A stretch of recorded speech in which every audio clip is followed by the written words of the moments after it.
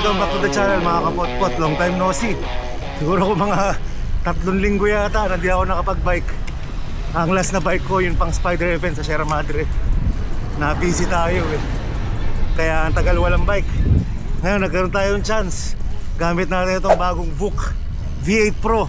Ang ganda, grabe. Papakita sa inyo mamaya. Bike check natin. Itong bisikletang to V8 Pro Carbon Road Bike. Ang ganda, promise. At ang gaan, 6.7 kilograms. Ikot lang natin mabilis since matagal tayong napahinga. Break in muna natin tong bike na to.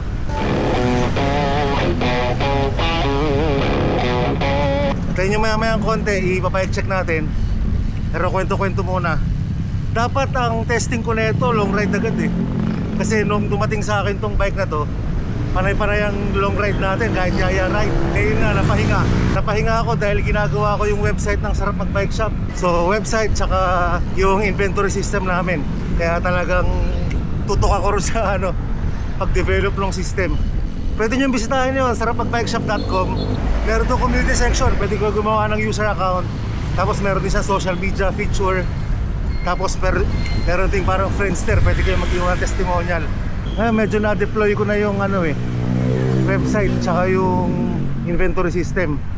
So nagkaroon tayo ng chance na ma-break in nga itong VOOC V8 Pro. Actually last week ko pa nga dapat i-road test to eh. Kaya lang yun nga, bukod sa busy, yung mga araw na nakaschedule ako mag-ride, lagi namang umuulan. Ngayon ito medyo na timing na maaraw. Mainit naman, tanghalin dapat alas 12. Ang ikot natin dito lang sa Philippine Arena ng mga 20 kilometers para sa unang ride natin dito sa VOOC V8 Pro. Actually pangalawang ride na pala to. Yung una, kaya lang yung una talagang lang eh. Hindi ko pa sabing ride kasi UP Diliman lang. Puro manakailang ikot lang ako doon. Ngayon ito yung talagang medyo mahaba-haba, 20 kilometers sa abutin. At ang first impression ko rito, grabe, ang gaan talaga. Ramdam na ramdam mo yung diferensya niya eh. Di ba meron tayong Trifax, meron tayong wind space. Ito pinakamagaan, 6.7. Dahil nga carbon siya, wala ka makikita mga dugtungan dito. At bukod pa dyan, wireless na rin to. Wireless yung shifter, tapos integrated handlebar. Kaya ang linis talaga. Sa cockpit makikita mo talaga linis. Walang mga nakausling kable. Napaka-elegante ng dating nitong bike na to. Mamaya makikita niya sa mismong bike check. Tsaka may something rin dito sa bike na to eh. Parang sumamba yung sukat ng handlebar niya, yung taas ng seat post. Saktong-sakto, hindi ko na kailangan i-adjust.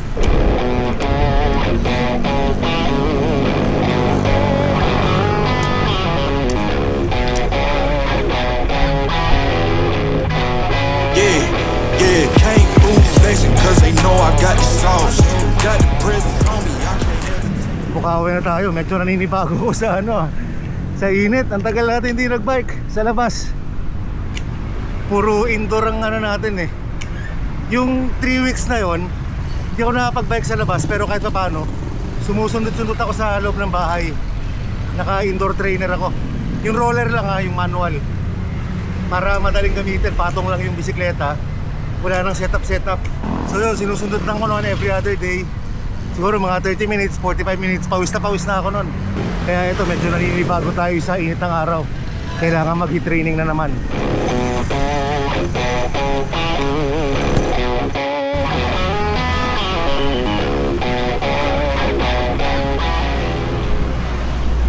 Kirkul Bukawi.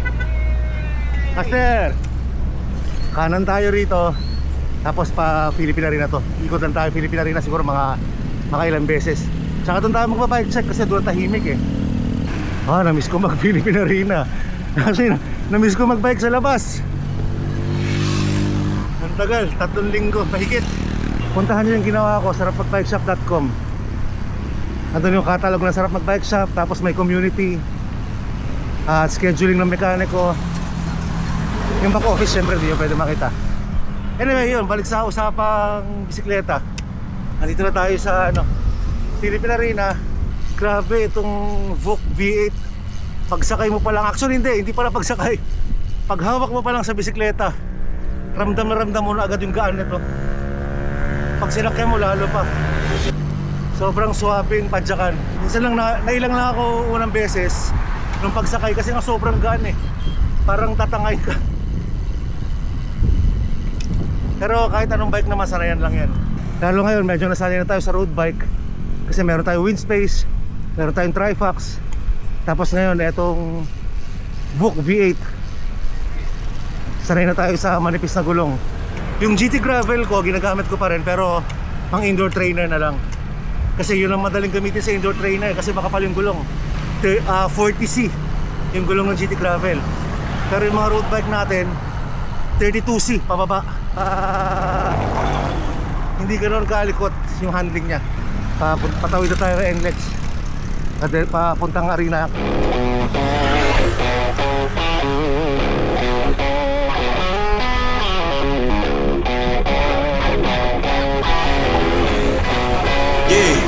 Yeah, came through flexing cause they know I got the sauce.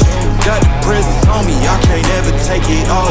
That's why I came country boy stepping. Yeah, I'm country boy stepping.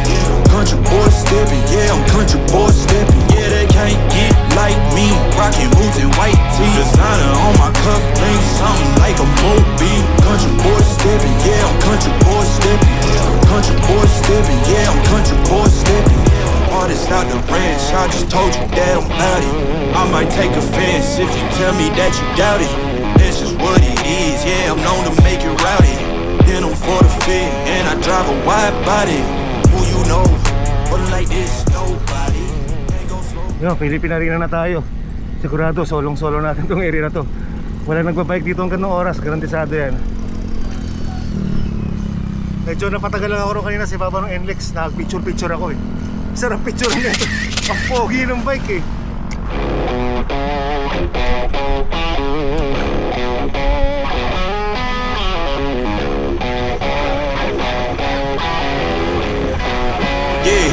Yeah, came through flexing cause they know I got the sauce. Got the presence on me, I can't ever take it off.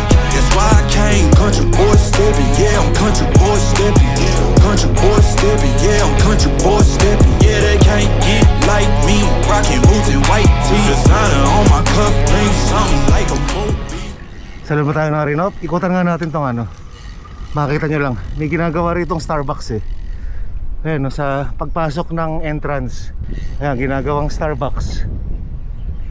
Mas lalo magiging busy tong lugar na to. May bagong tambayan. Ayan, no.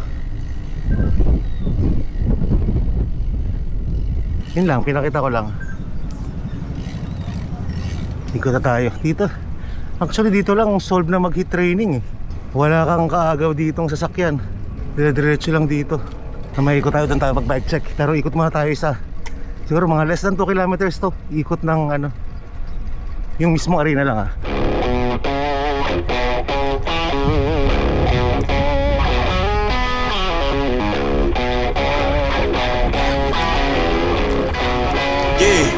Yeah, came through flexing cause they know I got the sauce. Got the presence on me, I can't ever. Grabe, pinawisan na agad ako. Siguro mga wala pang 10 kilometers to. Wala nung umalis ako sa bahay.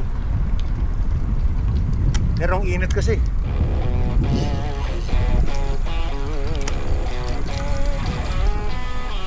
Pag umaga minsan may mga nagbabike dito, pero konti lang, hindi ganun karami. Gabi din, maganda rin magbike dito, konti lang din. Marami dito jogging.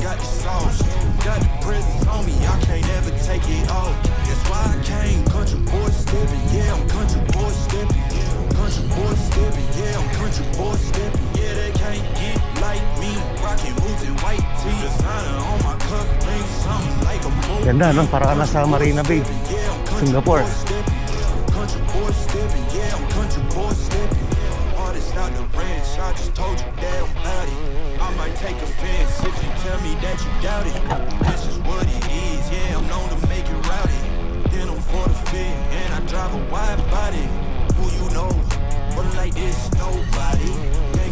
Actually, ikot pala tayo ng Santa Maria. Para medyo malayo-layo. Mamaya tayo mag-bike check ng konti. Siya na tayo lumabas eh. Para pag umabot kasi pag pumunta kasi ako sa Santa Maria, umabot na 20 kilometers yun. Pag dito lang sa Philippine Arena mismo, siguro mga 15 lang yan. Yun, dito tayo sa spot na to magba-bike check dahil dito tahimik at saka malilim. Tanghalin tapat pa naman, alauna. At ito na nga, iba-bike check natin. Papakita ko sa inyo ang full specs na tong VOOC V8 Pro. Yan, tingnan nyo naman. Isang hapyaw lang. Malinis na cockpit, malinis na frame, very elegant. Basta ang ganda. Wala kang makikita mga wire na naka-slip. So ito na, bike check. Itong bike na nakikita natin ngayon, ito ang posibleng isa sa pinakamagaan na complete carbon road bike na makukuha mo na hindi pumapasok sa presyo ng high-end European brand. Full carbon frame, carbon cockpit, carbon crank, carbon wheel set, hydraulic disc brakes at wireless electronic shifting. O ha? At ayon sa listed specification nito, 6.7 kilograms lang ang buong bike. Ito ang VOOC V8e Pro. Pero ang tanong, puro gaan at forma lang ba to? O maayos din talaga ang components at overall package? Tignan natin pa isa-isang full specifications. Simulan natin sa pinaka-importanting bahagi ng bike, yung frame. Ang VOOC V8 Pro ay gumagamit ng full carbon VOOC V8 frame. Round tube, lightweight design ito kaya mas minimalist at classic ang overall shape kumpara sa mga sobrang kapal na aeroframes. Ginamitan ito ng combination ng T700 at T800 carbon fiber kasama ang EPS internal molding process para magkaroon ng mas malinis at mas consistent na carbon structure sa loob ng frame. Ang claimed raw weight ng unpainted frame ay approximately 690 grams. Take note, raw at unpainted frame weight yon. Kaya natural lang na mas mabigat ng konti ang actual painted frame na nakakabit sa complete bike. Fully integrated din ang cable routing. Halos wala lang nakalabas sa brake hose mula sa cockpit papunta sa frame, kaya malinis at premium tignan ang harapan ng bike. Compatible ang frame sa mechanical o electronic shifting, 1x2x drivetrain, Shimano Di2 at SRAM electronic systems. Tires hanggang approximately 32C.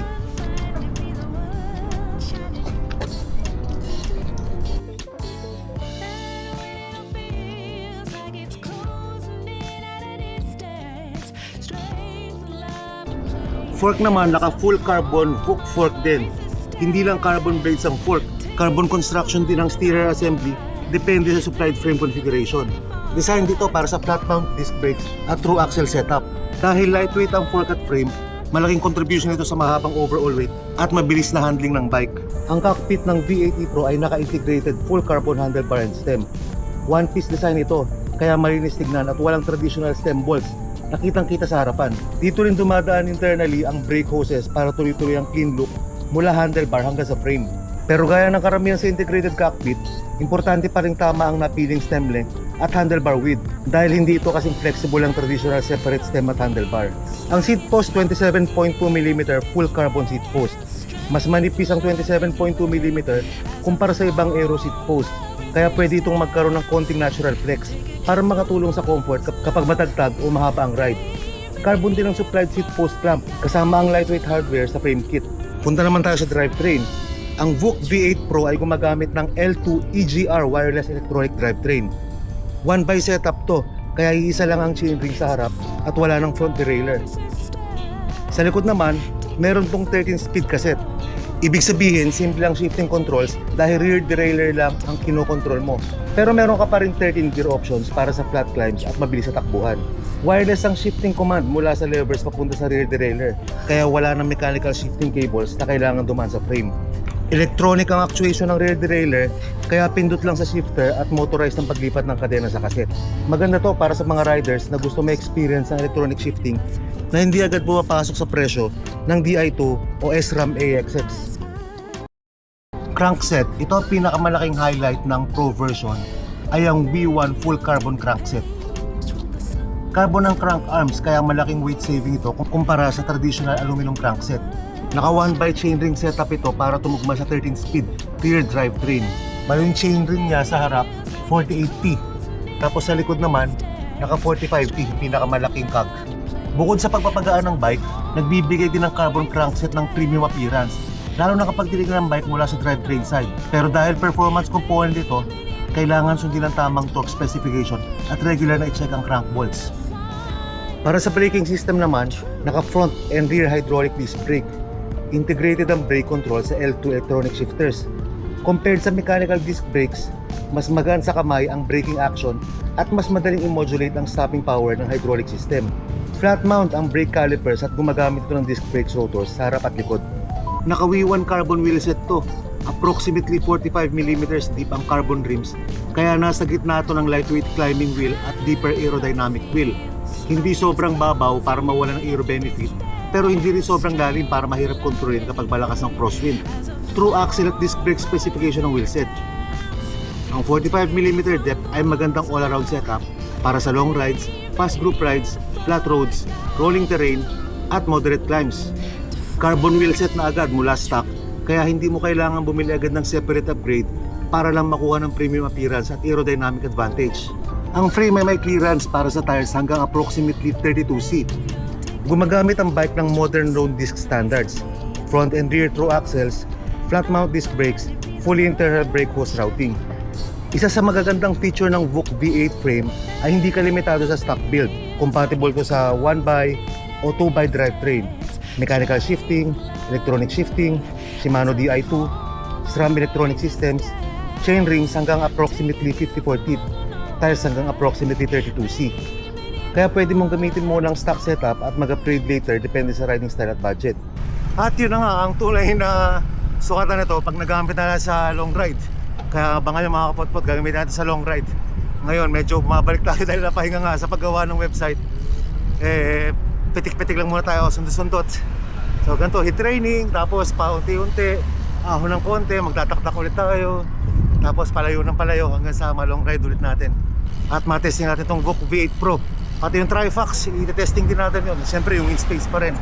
Andyan, dami nating mga obligasyon na kailangan gawa ng content. Medyo nakalayo na tayo dun sa mga ginagawa kong project eh. So pwede na pumitik-putik ulit ng pagbabike. Kailangan magpa-condition ulit. Pero uwi na tayo. Okay na muna yung braking natin ngayon sa VOOC 8.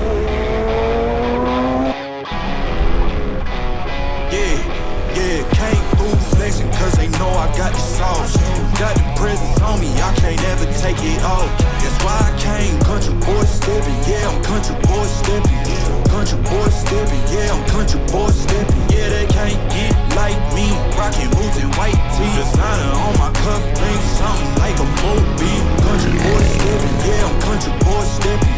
Country boy stepping, yeah, I'm country boy stepping. Artist out the ranch, I just told you that I'm about it. I might take offense if you tell me that you doubt it. That's just what it is, yeah, I'm known to make it rowdy. Then I'm for the fit, and I drive a wide body. Who you know, but like this, nobody. Can't go slow, I gotta hit that body. I'm the top, but the top, I can't ever take a break. Yeah, I'm hot, and you not, that's why all my records bang. Oh, it's been a long, hard road, gotta go on. Yeah, yeah, yeah, yeah, yeah. Oh, and I know you love the way that I'm gon' keep going. Yeah, yeah, yeah, can't do flexing cause they know I got the sauce. Yun na, paikot na lang ako nito pauwi sa bahay.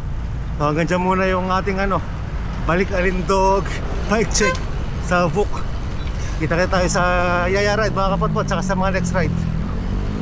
Kakalimutan mo natin kasabihan mga sila, mag-comment, mag-like at mag-subscribe. Ay, suswertehin, ang di mag-skip ng ads. Masalang suswertehin. Hanggang sa muli, salamat.